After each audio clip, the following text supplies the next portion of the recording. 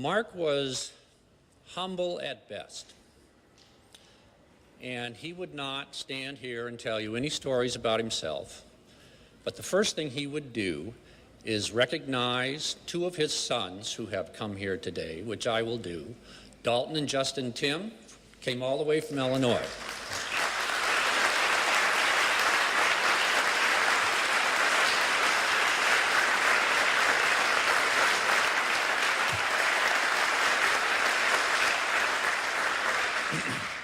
He would also recognize his mother, who is here today, and of course his three brothers, and his sister-in-law as well. Family was most important to Mark.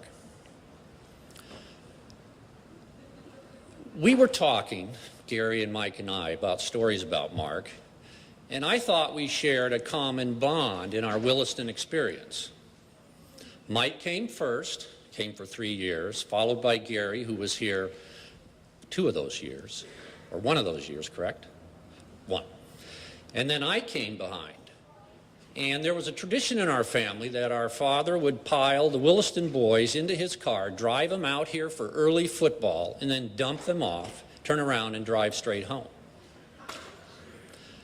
My freshman year, he drove me and Gary, who was a junior at that time, out here, and dumped us off. And right before he left, and really, he just dumped us off and said, "I'm leaving," and he left. He pulled me aside and he said, "Don't screw this up for your brother Mark." Now, the reason he said that was we came from Illinois, we were scholarship students, and because Mike did well academically and he did well in athletics and he kept his nose relatively clean, Gary was allowed to come. And he did very well in athletics. He was a great scholar. His nose was not quite as clean as Mike's, but good enough to allow me to come. And when we were discussing this, I said, "Well, did you get that from our father, the coach?" And they said, "No, they never said that to us." So I'll lead you to draw your own conclusions. However, Mark did come here, so I tried very hard those 4 years to follow in my brother's footsteps, and believe me, that's a difficult task. And I know Mark felt tremendous pressure when he came here to follow in 3 brothers' footsteps. By the time he was here, the name Rick Francis, Ray Brown, Dan Carpenter were mythic. And in his freshman year, at the end of playing football, he was a starting quarterback. He had some advice that he needed or should think about changing sports. Timms had only played football in the fall. There was no soccer in Illinois. And I remember him calling me, as I'm assuming he called my brothers, and I know he talked to my father, and he asked for advice. He said, what would you do? What do you think I should do? You know, I played for Rick. I played for Ray, I played for Dan, and as all these other inductees attest, a great shaping experience for our lives. I also had Ray Brown as a dorm parent, and I remember telling Mark, I said, "You're in a win-win situation at Williston. You have, if you stay in football, you have Rick Francis. You're going to have him in basketball, and if you go to soccer, you have Ray Brown. You cannot lose in this situation." And he did choose to play soccer and went on to be an All-American, and we all won in that situation. And he continued to play basketball for Rick, and our family, and Mark included, have nothing but love in our hearts for Rick, Ray, and Dan. And we'd all like to say thank you at this time to those 3.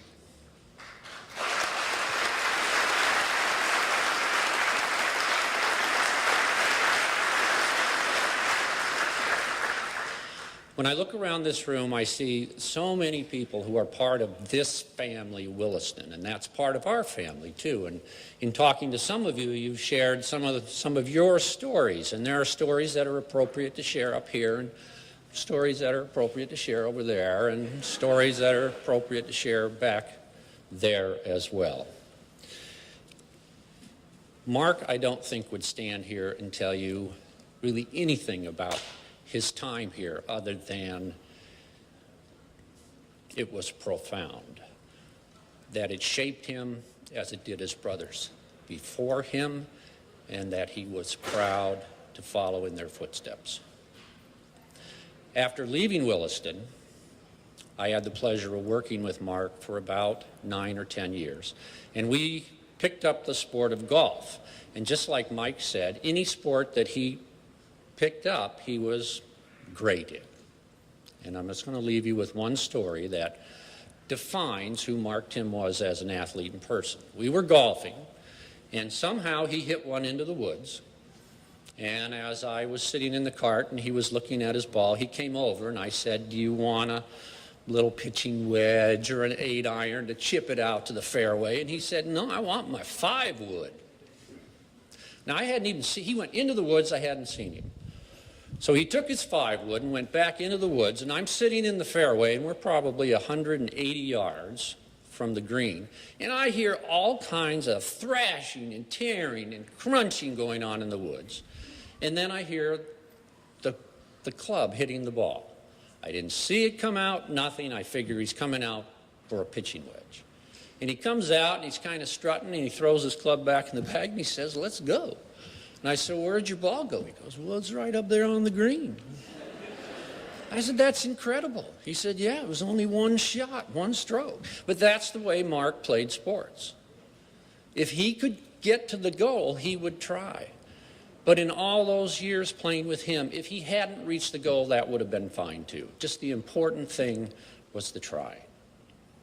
And I think his experience at Williston and the support he had coming behind 3 brothers before him, the support to be the individual he was, helped him to define those kinds of moments and pass them along to us.